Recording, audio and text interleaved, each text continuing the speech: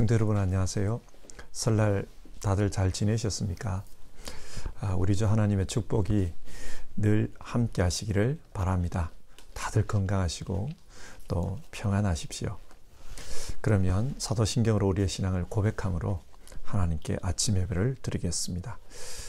나는 전능하신 아버지 하나님 천지의 창조주를 믿습니다. 나는 그의 유일하신 아들 우리 주 예수 그리스도를 믿습니다. 그는 성령으로 잉태되어 동정녀 마리아에게서 나시고 본디오 빌라도에게 고난을 받아 십자가에 못 박혀 죽으시고 장사된 지 사흘 만에 죽은 자 가운데서 다시 살아나셨으며 하늘에 오르시어 전능하신 아버지 하나님 우편에 앉아 계시다가 거기로부터 살아있는 자와 죽은 자를 심판하러 오십니다.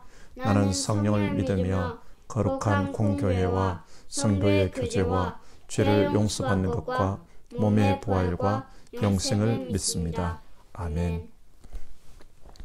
찬송가 452장, 통합찬송가로는 505장, 내 모든 소원 기도의 제목. 우리 1절 부르고 성경 말씀 보겠습니다.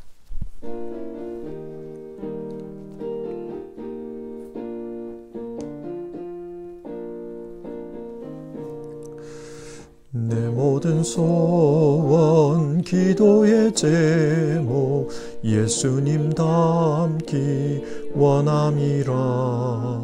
예수님 형상 나 입기 위해 세상에 보았기 않네.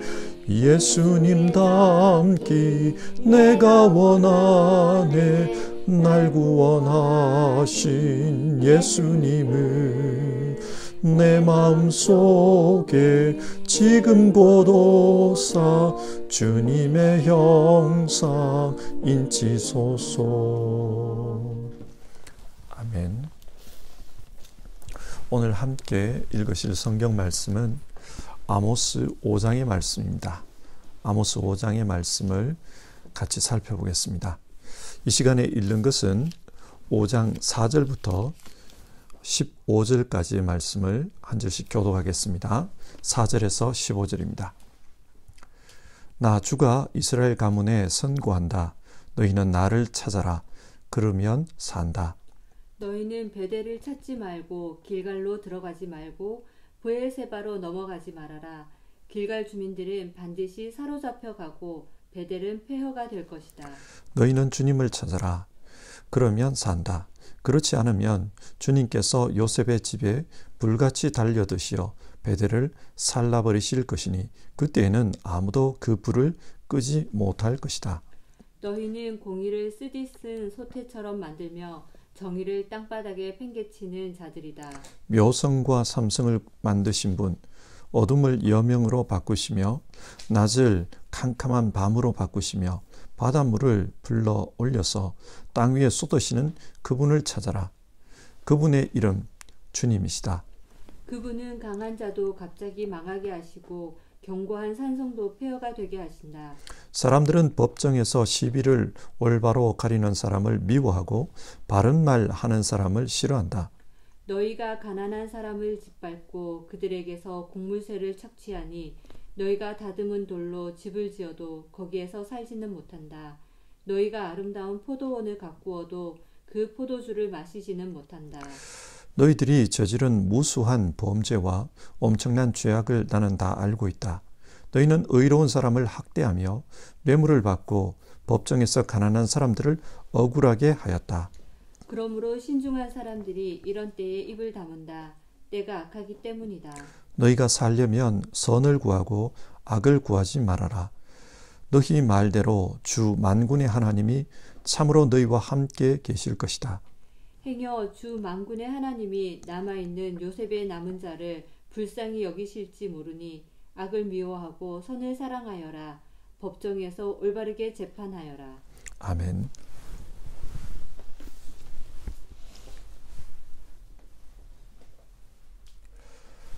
성경은 오직 의인은 믿음으로 말미암아 살리라 그렇게 가르칩니다. 그런데 그 믿음이 어떤 믿음입니까?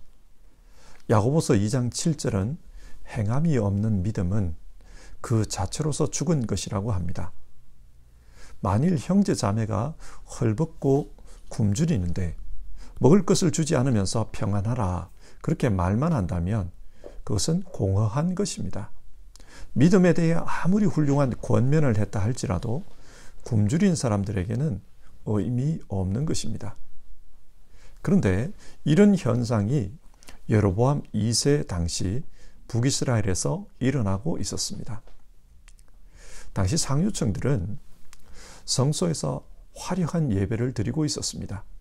정말 믿음이 좋은 것처럼 보였습니다. 하나님이 우리와 함께 계신다. 그러나 그들의 생활은 가난한 사람들을 짓밟고 착취하는 것이었습니다. 아모스의 관점에서 본다면 그 당시 상류층들의 믿음은 죽은 믿음이었습니다. 말은 화려했지만 삶은 없었습니다. 그래서 하나님은 당시 이스라엘 사회를 향해 재앙을 선포하십니다. 오늘 아모스 5장 1절에서 3절은 애가입니다. 애가는 사람이 죽었을 때 부르는 슬픈 노래를 가리킵니다. 그러면 아모스는 왜 이런 애가를 부르는 것입니까? 2절을 보시면 전혀 이스라엘이 쓰러져서 다시 일어날 수 없구나. 제 땅에서 벌어졌어도 일으켜줄 사람이 하나도 없구나. 선지자는 하나님의 마음을 받은 사람입니다. 그래서 세상을 보면 이런 세상을 향해 하나님이 무슨 말씀을 하시겠다. 그게 느껴지는 분들이에요. 또 사람들이 계속해서 이런 모습으로 살아가면 마침내는 이런 일이 벌어지겠다. 그것이 보이는 사람들입니다.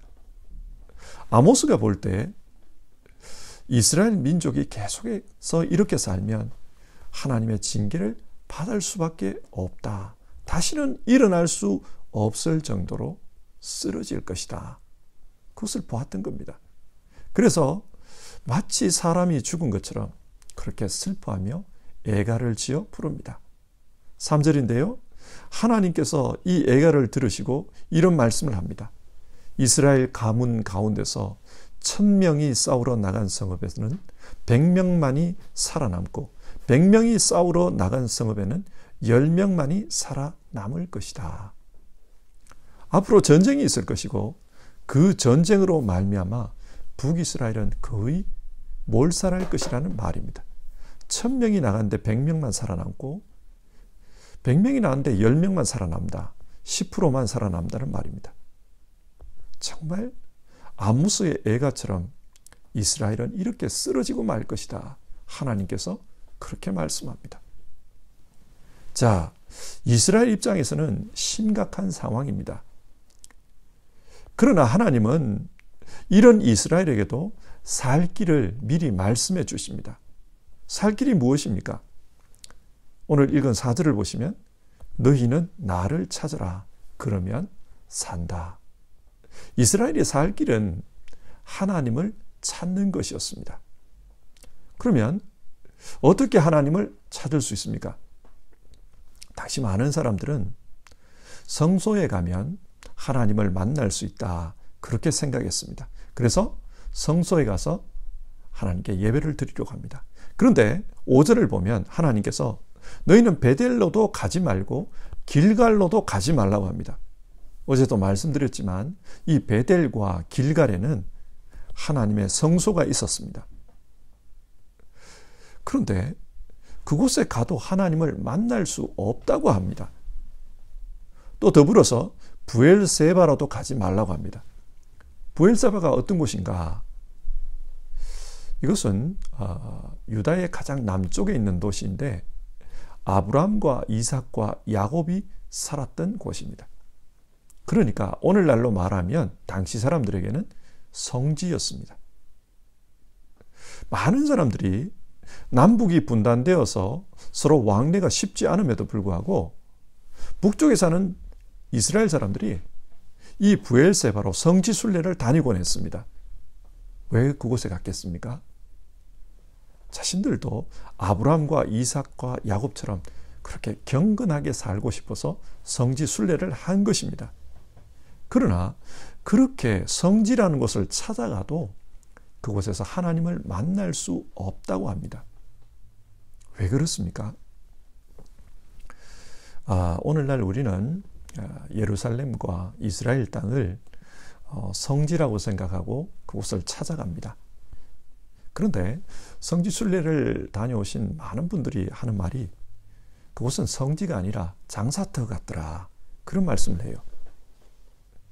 사람들이 성지를 찾아가는 이유는 그곳이 성경 이야기의 배경이 된 곳이기 때문에 그곳에 가서 성경 말씀을 좀 더 깊이 묵상하고 싶다, 그래서 가는 겁니다. 그런데 정작 가보니까 너무 상업화되어 가지고 성경 이야기가 생각나는 게 아니라 기념품 장사들로 말미암아 짜증이 날 지경이라는 말입니다. 당시도 비슷했던 것 같습니다. 그래서 브엘세바가 성지라고 찾아갔지만 하나님을 만날 수 있는 게 아니다, 그 말씀을 해요. 자, 그러면 어떻게 해야 합니까? 7절을 보시면 너희는 공의를 쓰디쓴 소태처럼 만들며 정의를 땅바닥에 내팽개치는 자들이다.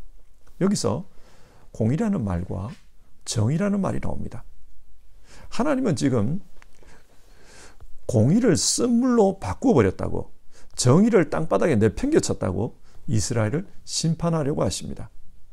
그래서 살기 위해서는 24절을 보면 너희는 다만 공의가 물처럼 흐르게 하고 정의가 마르지 않는 강처럼 흐르게 하여라. 살기 위해서는 이스라엘 땅에서 공의가 세워지고 정의가 행해지도록 해야 한다. 그게 살 길이다. 하나님께서 그렇게 말씀해 주십니다. 자, 그러면 공의가 무엇입니까? 공의라는 말은 히브리어로 쯔다카인데 이 말은 하나님과 올바른 관계를 가리킬 때 사용하는 말입니다. 하나님을 나의 주님으로 인정한다면 그 하나님 앞에서 하나님이 원하는 올바른 믿음으로 그렇게 살아가는 것, 그게 공의입니다. 하나님을 하나님 되게 하는 것, 그게 공의예요. 이것을 인간관계에 적용을 하면 하나님의 형상인 하나님의 자녀를 하나님 자녀답게 대우하면서 사는 것, 그것이 공의입니다. 예를 들어 아모스 시대에 어떤 사람이 태어나고 보니 그 집이 너무 가난했어요. 태생부터가 가난이었습니다. 태생부터, 출발부터 가난하다 보면 일생을 가난하게 살 수밖에 없습니다.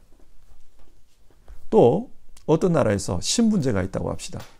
그런 신분제가 있는 나라에서 하층민으로 태어났습니다. 그러면 일생을 하층민으로 살 수밖에 없습니다. 이런 경우에 사람들은 가난은 너의 운명이다, 그렇게 말해봅니다. 그래서 운명으로 받아들이고 그렇게 살라고 합니다. 하지만 하나님은 이런 사람을 도와주라고 해요. 이스라엘에게 이런 사람을 도와주라. 그건 운명이 아니다. 너희가 도와줘야 될 것이다. 그렇게 말씀합니다. 그래서 그 어려운 사람들이 최소한 사람으로서 살 수 있도록 길을 열어주는 것, 그것이 공의입니다.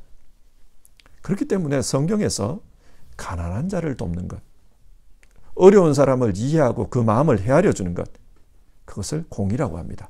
이 공의는 이웃사랑과 연관이 있습니다. 그런데 11절을 보면 이런 말이 나와요. 너희가 가난한 사람을 짓밟고 그들에게서 곡물을 착취하니. 이것이 그 당시 공의가 없는 모습입니다. 하나님은 이 공의를 회복하는 것이 살 길이라고 합니다. 그러면 여러분, 지금 우리가 사는 세상은 어떻습니까?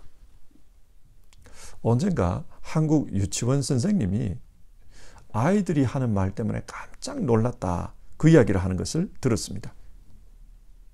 아이들끼리 하는 말이 너는 어느 아파트에 사니? 그것을 서로 묻는다는 거예요. 그걸 왜 묻는가? 그 동네에 어떤 아파트는 굉장히 비싼 아파트이고 어떤 아파트는 임대 아파트라는 겁니다. 어느 아파트에 사느냐에 따라서 아이들끼리 자기들 사이에서 계층을 만드는 거예요. 쟤는 잘 사는 애, 쟤는 못 사는 애. 계층을 만들고 친구를 정합니다. 잘 사는 애들은 잘 사는 애들끼리, 못 사는 애는 못 사는 애들끼리. 또 유치원에서 아이들이 선생님에게 선생님은 어느 대학 졸업하셨어요? 그걸 묻는다고 했습니다. 왜 이것을 묻느냐? 한국 사회에서는 학력이 곧 사회 신분이 되는 경우가 많기 때문입니다. 근데 여러분, 유치원에 다니는 어린 아이들이 무엇을 알고 그런 말을 하겠습니까? 이것은 어른들이 하는 행동을 보고 들은 것입니다. 어디에 사느냐, 어느 학교를 졸업했냐, 그것을 가지고 그 선생님을 평가하고 또 규정해버리는 겁니다. 그래서 그 사람과 어울릴 수 있다 없다, 저 친구와 어울릴 수 있다 없다, 담을 만들어버리는 겁니다.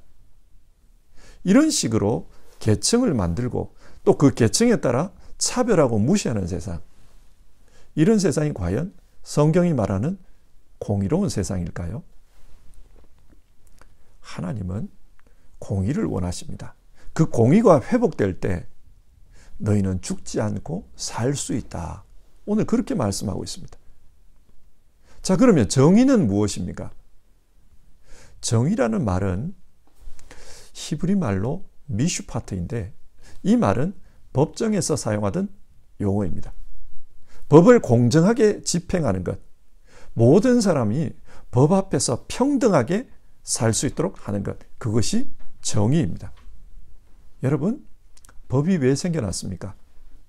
사람에게는 선한 본성도 있지만 태어날 때부터 악한 본성도 가지고 있어요. 그래서 자기는 이것이 전혀 문제가 아니다, 그렇게 생각하는데, 근데 다른 사람에게는 큰 피해가 되는 그런 경우가 있습니다. 그러다 보면 피해본 쪽에서는 굉장히 억울한 거예요. 자기에게는 아무 문제가 아닌데 상대방에게는 굉장히 억울한 그런 일들이 세상에는 발생합니다. 그런데 말입니다. 다른 쪽이 권력자이고 부유한 자라면 그 억울함을 해결할 길이 없습니다. 그래서 법이라는 것을 만들어 가지고 사람이 억울하지 않도록 제도적인 장치를 해놓은 겁니다. 하지만 아모스 당시에 이 정의가 무너져 버렸습니다. 12절에 이런 말씀이 나옵니다. 너희들이 저지른 무수한 범죄와 엄청난 죄악을 나는 다 알고 있다. 너희는 의로운 사람을 학대하며 뇌물을 받고 법정에서 가난한 사람들을 억울하게 하였다. 뇌물을 받고 일그러진 판결을 내린 것입니다. 이것이 부정의한 사회입니다. 그래서 14절을 보면 너희가 살려면 선을 구하고 악을 구하지 말아라, 그런 말씀을 하는데, 선이 무엇이냐? 15절, 법정에서 올바르게 재판하여라, 그렇게 설명하고 있습니다. 배고픈 사람이 먹고 살기 위해서 훔친 몇만 원에 대해서는 엄정한 잣대를 갖다 대고 재판을 했다고 합시다. 시민들이 신호등을 어긴 것에 대해서는 빠짐없이 벌금을 매깁니다. 그러나 큰 부자가 수백억 회계 부정을 저지르고 회사의 공금을 마치 자신의 개인 돈인 것처럼 그렇게 사용을 해도 가벼운 처벌로 풀려났다는 뉴스를 우리는 종종 듣습니다. 정치인들이 저지른 실수에 대해서는 너무 관대하다, 사람들이 그런 생각을 많이 합니다. 이것이 전형적인 부정의한 그런 사회의 모습입니다. 하나님은 세상 속에서 정의가 세워지도록 하라, 그것이 너희가 살 길이다, 아모스를 통해 그 말씀을 하셨습니다. 자, 오늘 말씀을 한번 정리해 봅시다. 하나님의 마음을 읽은 아모스는 당시 이스라엘 사회를 보며 이 사회는 끝났다, 그래서 애가를 부릅니다. 그 애가의 내용을 보면 처녀 이스라엘이 쓰러졌으며 한참 젊고 아름다울 나이에 왜 쓰러져서 죽게 되는가? 영적인 병 때문에 그렇습니다. 이스라엘은 영적으로 병들었습니다. 그런데 하나님께서는 그런 병든 이스라엘에게 살 길을 가르쳐 주셨습니다. 그 살 길이 뭐냐? 4절을 보면 너희는 나를 찾으라. 그리하면 살리라. 하나님을 찾으면 살 수 있습니다. 그런데 하나님을 찾는다는 것이 무엇입니까? 당시 사람들은 성소에 가서 하나님께 예배하는 것, 그것이 하나님을 찾는 거라고 생각했어요. 그러나 하나님은 그렇게 하지 말라고 합니다. 대신에 공의가 물처럼 흐르게 하고 정의가 마르지 않는 강처럼 흐르게 하라. 그것을 말씀합니다. 이게 무슨 뜻입니까? 예배가 필요 없다. 하나님께서 그 말씀을 하시는 것입니까? 아닙니다. 오늘 말씀은 일상에서 공의와 정의를 행하지 않으면서 예배당에 찾아가서 열심을 내는 것, 그것은 죽은 믿음이라는 말입니다. 오직 의인은 믿음으로 말미암아 살리라. 사람을 살리는 믿음이란 예배당에서 열심을 내는 그 열심처럼 일상에서도 하나님의 뜻에 따라 공의와 정의로 바르게 살라는 말입니다. 하나님은 공의, 이웃을 사랑하는 것을 원하십니다. 태어날 때부터 시작부터가 어려운 사람들이 있습니다. 세상을 살면서 어려움을 당해 어렵게 된 사람들이 있습니다. 그 사람들에게 자비를 베푸는 것, 그것을 원하십니다. 정의, 다른 사람을 억울하게 만들지 말라고 합니다. 공정한 재판을 행해서 정의로운 사회가 되도록 해라. 그렇게 말씀합니다. 이 말씀을 통해 오늘 우리가 돌아봤으면 하는 것은 우리의 믿음 생활에서 일상은 어떤 모습이냐 하는 것입니다. 주일날 다들 열심히 예배를 드립니다. 다들 경건한 신앙생활을 하고 있습니다. 근데 문제는 일상이 어떠하냐라는 것입니다. 하나님은 우리의 일상이 공의와 정의로 충만한 그런 삶이기를 원한다 말씀하고 있습니다.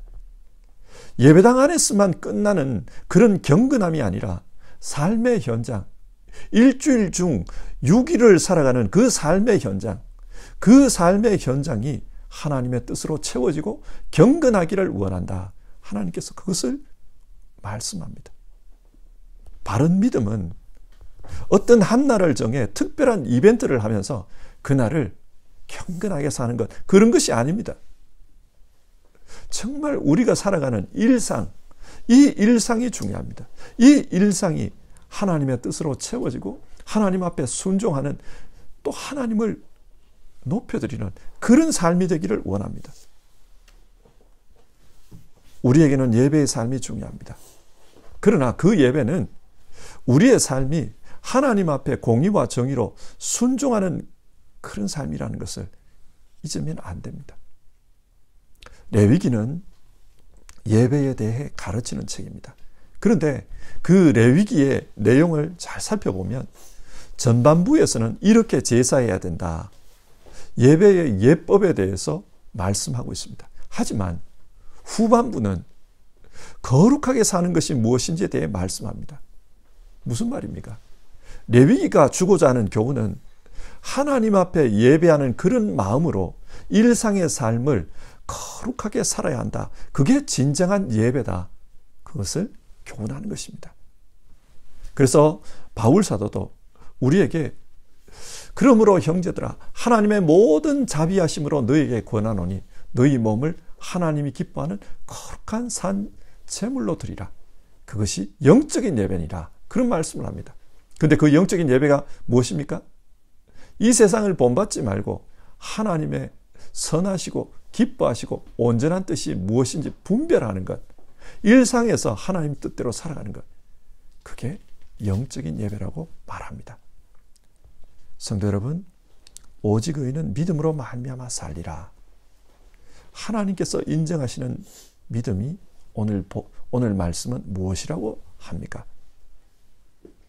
예수님을 믿는 가운데 정말 부족하지만 그래도 우리를 구원해 주신 그 예수님 말씀대로 살려고 하는 것, 우리의 일상이 예수님을 닮아가려고 하는 것, 그것이 바른 믿음, 정말 믿음으로 말미암아 살리라. 우리를 살리는 믿음입니다. 우리 일상에서 하나님이 원하시는 공의와 정의가 있는 그런 믿음으로 사는 우리 모두 되기를 함께 노력하고 또 함께 기도해 봅시다. 찬송가 452장 내 모든 소원 기도의 제목, 우리 2절 부르고 기도하겠습니다.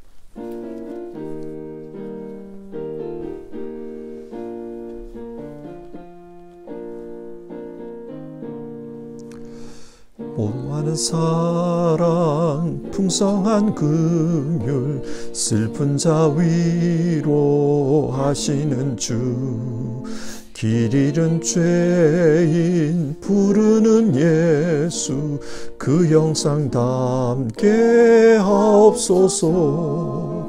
예수님 닮기 내가 원하네. 날 구원하신 예수님을 내 마음속에 지금 곧 오사 주님의 형상 인치소서. 같이 기도하겠습니다. 오늘 말씀을 생각하며 우리의 일상이 하나님이 원하시는 그런 모습이 되는 그런 신앙이 되도록 기도합시다. 경건하게 하나님 앞에 예배하는 것처럼 경건한 일상을 살아가기를 우리가 노력합시다. 사람들을 향한 공의의 삶, 또 정의로운 삶을 살아가기를 우리가 같이 다짐하면서 이 시간 같이 기도해 봅시다. 기도하겠습니다.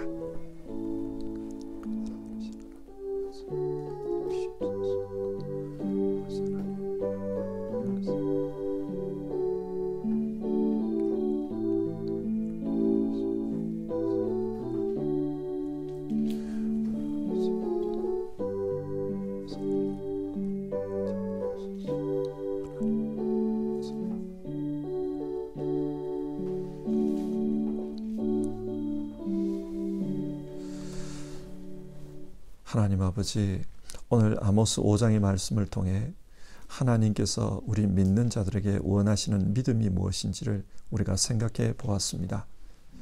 하나님, 아모스 당시의 사람들은 제단에 나아가서 성소에서 많은 제물을 태우며 하나님은 우리와 함께 하신다, 그렇게 큰 소리치며 살았지만, 그러나 정작 아모스 선지자가 볼 때에는 애가를 불러야 할 그런 상황이었던 것을 보았습니다.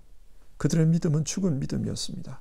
하나님, 우리 자신들을 돌아봅니다. 우리의 믿음은 어떤 상황인지 그것을 돌아봅니다. 하나님, 우리 모두는 하나님 앞에서 예배하는 것은 경건하게 잘 드립니다.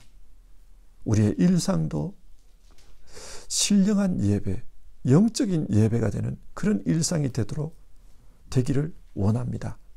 정말 일상 속에서 공의로운 삶을 살 수 있기를, 사람을 긍휼히 여기며 불쌍히 여기며 살 수 있기를, 그리고 이 세상 속에서 정의로운 삶을 살 수 있기를, 우리가 그렇게 살 수 있기를 원합니다. 하나님이여, 우리의 일상의 삶이 하나님을 기쁘게 하는 믿음의 삶이 되도록 주님 우리를 도와주시옵소서. 정말 예수님 본받기를 원합니다. 사람을 불쌍히 여기신 그 예수님 본받아 우리도 불쌍히 여기는 마음으로 공의를 행하기를 원하고, 또 정말 하나님 앞에서 올바르게 살았던 그 예수님처럼 우리 모두도 이 세상 앞에서, 이 세상에서 정말 정의로운 삶을 살도록 도와주시옵소서. 오늘 하루도 하나님 앞에 예배하면서 내 일상이 하나님 앞에 예배가 되기를 원합니다. 내 일상의 삶이 하나님 기뻐하는 삶이 되기를 원합니다.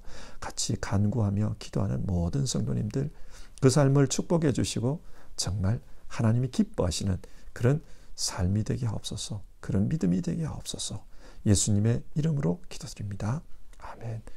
하늘에 계신 우리 아버지, 아버지의 이름을 거룩하게 하시며 아버지의 나라가 오게 하시며 아버지의 뜻이 하늘에서와 같이 땅에서도 이루어지게 하소서. 오늘 우리에게 일용할 양식을 주시고 우리가 우리에게 잘못한 사람을 용서하여 준 것 같이 우리 죄를 용서하여 주시고 우리를 시험에 빠지지 않게 하시고 악에서 구하소서. 나라와 권능과 영광이 영원히 아버지의 것입니다. 아멘.